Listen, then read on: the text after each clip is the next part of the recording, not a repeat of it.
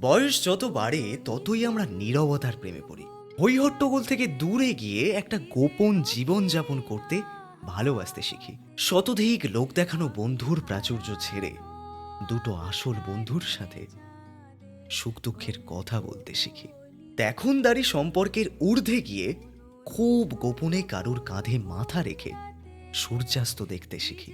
কে সারাটা জীবন সাথে থাকতে এসেছে আর কে সামান্য ঝড়ে খড়কুটোর মতো উড়ে যাবে বুঝতে শিখি।